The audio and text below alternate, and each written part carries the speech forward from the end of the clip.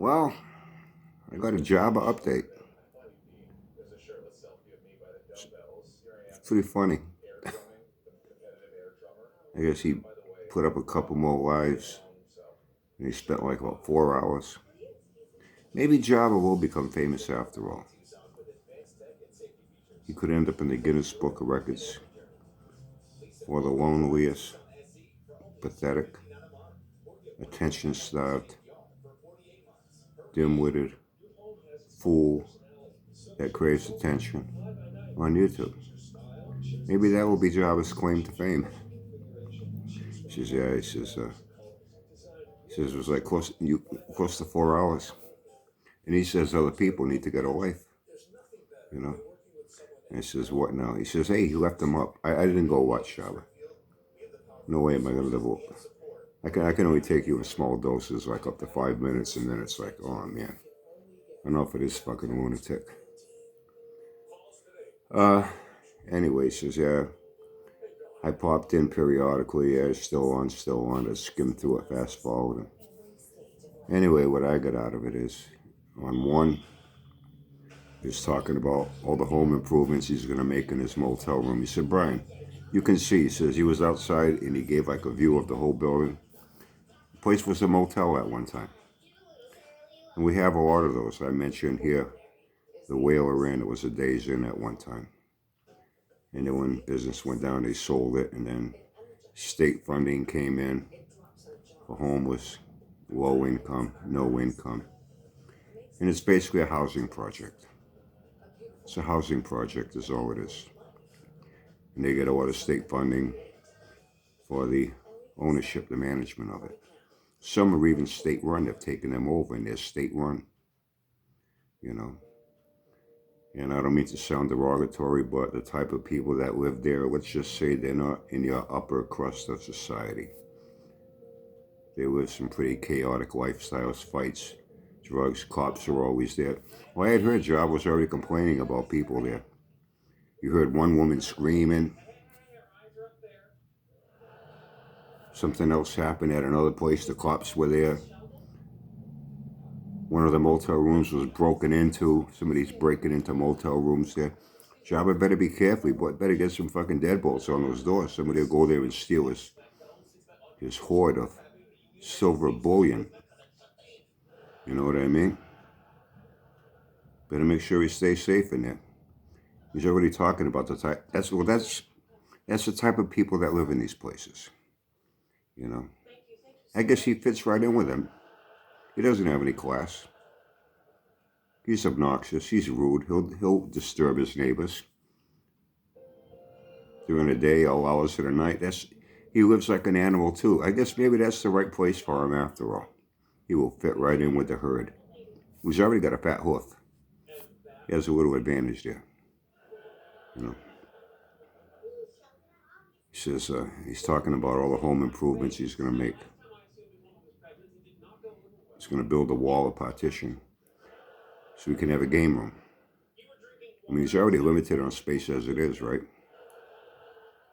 You know, it's a motel room with a little expanded kitchen area. You know, some motels, they'd have like a regular room, and then some of them, they have rooms for like what they call an extended stay in a regular room. I've stayed at different hotels. We've traveled, gone on vacation to Florida, other places, you know, stayed in hotel rooms, and you pay more for one that has more amenities. It's pretty much the same size room. The only difference is you get a little bit more of a kitchen where you're going to be there for 3 days or so. You're just staying overnight. You got a little mini fridge, a sink, a faucet, a microwave, and they might give you a coffee maker, and they give you those 2 little cups in a packet of, ground coffee to put in there. You can make yourself 2 cups of coffee in the morning, and then you're gone. You're out sightseeing and do whatever you're doing. You're not really living in them.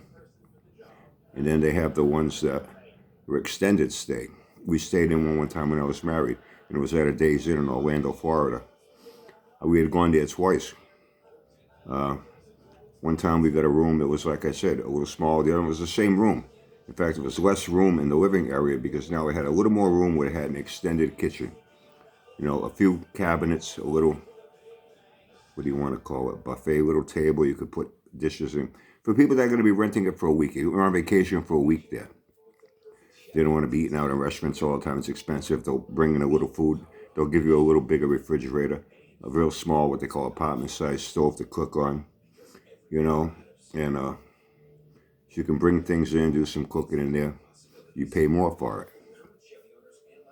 And like I said, the days in here, well, it used to be a days in the Whaler. It's welfare people. Section 8. Homeless, low income, no income. And that's why when Java says, because I heard he said, oh, you know, gas and electric's included. Yeah, because in motels, every room doesn't have its own gas meter, its own electric meter. No, it's just gas, electric, and it's one bill that goes to the whole establishment. You know what I mean? So that's why it's included. I got the hiccups.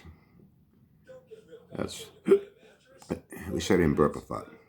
That's why it's included. It's a fucking motel room.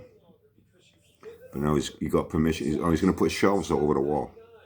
He's going to put his boom boxes out on display. And I guess he's going to start stringing up fishing line or something so he can display all his 50,000. He's going to hoard the fuck out of that place. But this is to show you his priorities. So Brian, he's got nothing in there. 2 little tables with 2 TVs on them. A whole stack of DVDs and shit against the fucking wall. 1 chair to sit in, no couch, 1 chair to sit in. And I heard he's sleeping on a mattress on the floor. And he said he's going to get more things up there.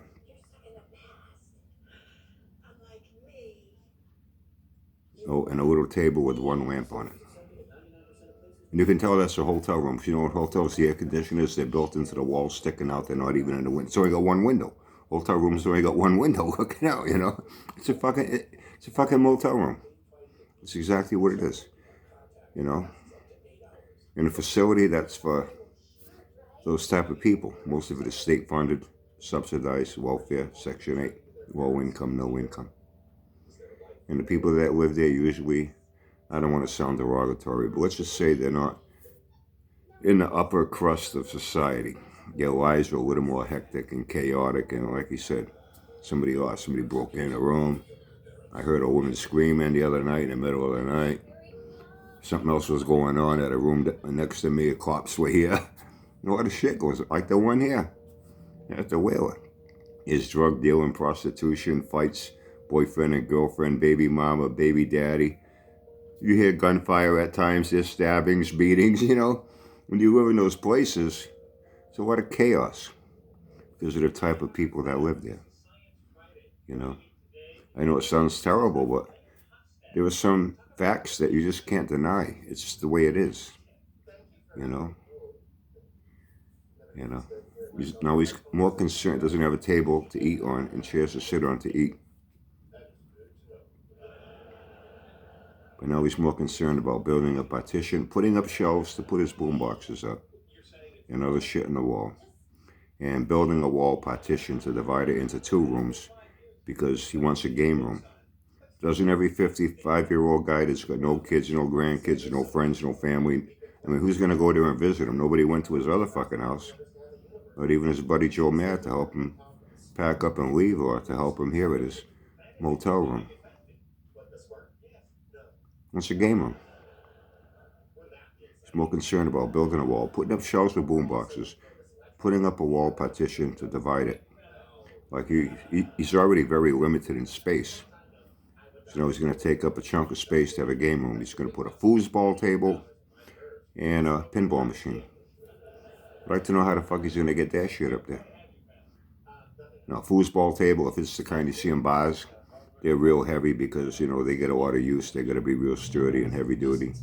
You know, drunks are slamming fucking rods. I've played that a few times in my life. It ain't my thing. You know. But even the ones you can buy like in Walmart, they're plastic with like a fiber board or a cardboard top on it. It's real cheap and they're light. You know, you snap the legs on them. You know, they're not that heavy. But even then, they're kind of awkward. You know.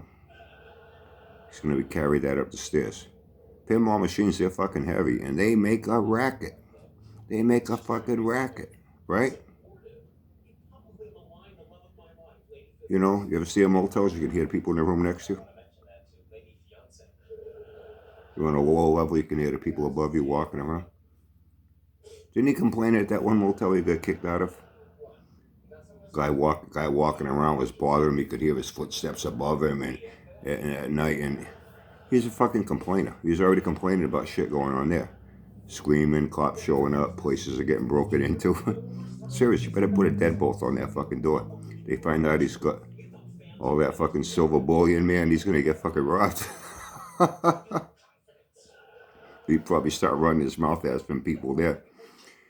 And some of the people that live there won't take his shit. They'll lay his fat ass out in the fucking ground in a fucking heartbeat. They won't take his shit. You know? I hate to say this, but I think maybe that's what he needs, a real good beating. Now, even that wouldn't knock any sense into him. Some people are beyond help. Some people just beyond help. You know? In his mind, he's always a winner. I knew guys like that in school. They get the fuck kicked out of them.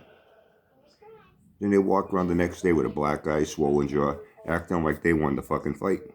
Oh, at least you didn't knock me out. Total fucking idiots. In their mind, they're always a winner, even when they lose.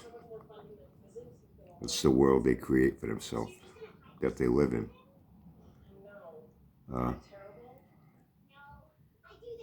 Yeah. People right on the wall behind, you know, they're going to hear all that banging and whistles and bells and whistles and with a fucking pinball machine. People below him, and those things vibrate a little. People below him are going to be hearing that.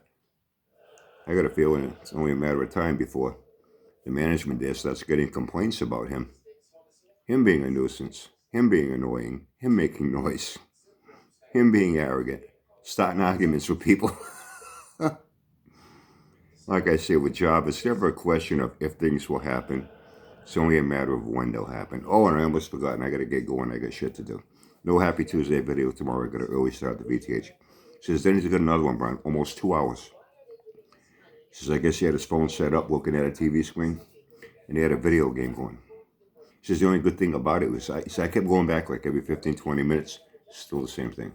He says, I don't know what it is. Says, I don't know if it's something to do with cars and people getting in and out of cars and Gran Turismo, Grand Theft Auto, something. Some newer high-tech type game.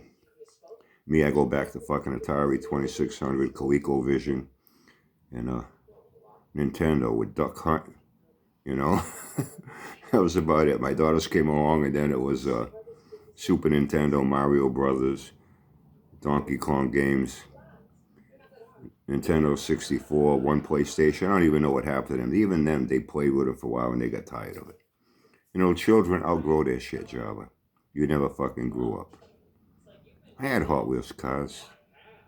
I had Johnny Lightnings. I never had Matchbox. I had a friend that had Matchbox didn't roll that good. And the styling, and I had Johnny Lightning. Matchbox. Not Matchbox, Hot Wheels. I had that set. They call it a power station, a figure 8 track. And you put batteries in the power station in the middle. And when it went through, it had foam wheels that spun. It gripped the car and shot it out the other side. It would go around and shoot it out. I even had one. I had an aunt that worked in the toy department at a department store. It's called Mars Bargain Land. And I think it was for Christmas she gave me one. You charge them, they're electric. And it had a little charger, a little port in the back, but real small. But it looked kind of like now with cell phone chargers. You plugged it in, you put it on a track, it would run for so long before the battery ran down, then you recharge it. I had HO scale, SWAT cars, Aurora AFX, Tyco. I like Tyco. I even had a Y&L set. I had a lot of that shit. But something funny happened, Jabba. I grew up. And I left all my toys behind. You never grew up. You're still a child. You think like a child. You behave like a child. You're irresponsible like a child. And that's why you're living in a one-room motel room.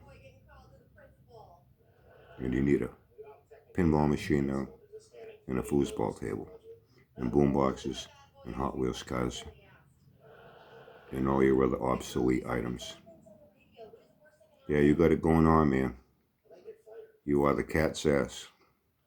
You are the envy of YouTube. You are all that and a bag of potato chips. Have a great day, everyone.